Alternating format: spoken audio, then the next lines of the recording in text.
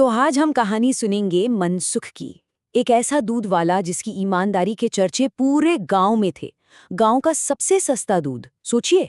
पर क्या वाकई वो उतना ही ईमानदार था जितना दिखता था, या फिर सच्चाई कुछ और ही थी?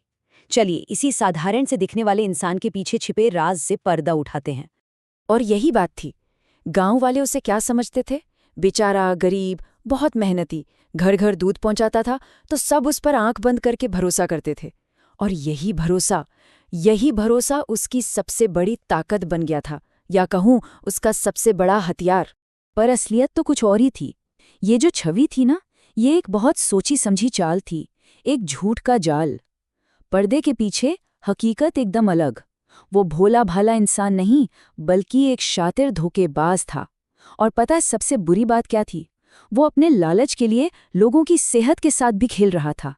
तो चलिए मनसुख के इस धोखे से लेकर उसके अंजाम तक की पूरी कहानी को इन 5 हिस्सों में समझते हैं।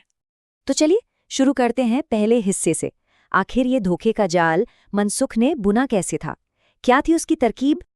देखिए, उसका पूरा खेल ही भरोसे का था।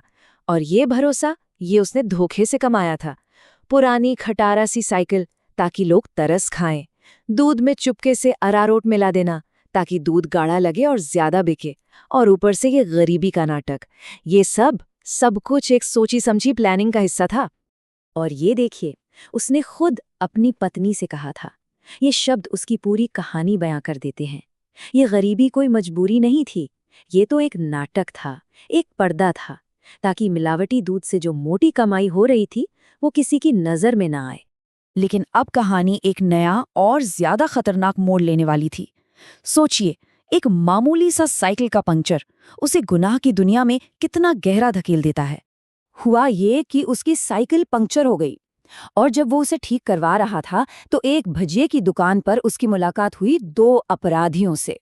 उनमें से एक ने जैसे ही उसका दूध चखा, वो तुरंत समझ गया कि दूध में मिलावट है, और बस उन्हें अपना अगला शिकार मिल गया। उन्होंने मनसुख के सामने एक सौदा रखा, एक रहस्यमय पाउडर जो दूध में मिलाते ही उसे नशीला बना देता। और वादा क्या था कि लोग तुम्हारे दूध के ऐसे दीवाने हो जाएंगे कि मांग 4 गुना बढ़ जाएगी। सोचिए, एक छोटा मोटा धोखा अब एक बहुत बड़े और खतरनाक अपराध में बदलने वाला था।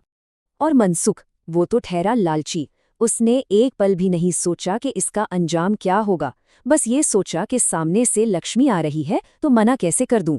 दौलत के लालच ने उसकी अक्ल पर पर्दा डाल दिया था और उसने हाँ कर दी। लेकिन कहते हैं ना, पाप का घड़ा एक न एक दिन बढ़ता ही है।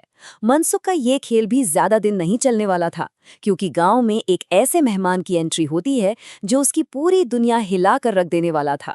तो हुआ यूं कि वो रोज की तरह दूध देने गया था अपनी एक ग्राहक सुनीता के घर। वहां उसकी मुलाकात हुई सुनीता के भतीजे मनोज से। मनोज शहर से गांव में छुट्टियां बिताने आया था। और असली ट्विस्ट तो तब आता है जब मनोज बताता है कि वो एक पुलिस इंस्पेक्टर है। बस ये सुनना था कि मनसुख के तो होश ही उड़ गए, जैसे पैरों के नीचे से जमीन ही खिसक गई हो। उसकी हालत देखने लायक थी। घबराहट में हाथ से दूध का बर्तन गिर गया, फिर बहाना बनाया कि दूध खत्म हो गया, और फिर वहां से ऐसा भागा जैसे कोई भूत देख लिया हो। उसकी इन हरकतों ने जाहिर है मनोज के मन में शक पैदा कर दिया। अब जब कानून दरवाजे पर ही खड़ा हो तो धोखा कैसे चलता? मनसुख इतना डर गया कि उसने फौरन अपना ये मिलावट का धंधा बंद कर दिया। उसे लगा कि कुछ दिन चुप बैठना ही सही है। पर मनसुख को लगा कि खतरा टल गया, लेकिन असल में उसकी बर्बादी की कहानी तो अब शुरू होने वाली थी। और वजह बनी एक छोटी सी लेकिन बहुत बड़ी गलती। उसने इंस्पेक्टर मनोज को स्टेशन की तरफ जाते हुए देख लिया। उसे लगा, चलो बला टली, अब मैं सेफ हूं। और बस इसी खुशी में उसने फैसला किया कि अपना काला धंधा फिर से शुरू किया जाए। और यहीं पर वो सबसे बड़ी गलती हो गई।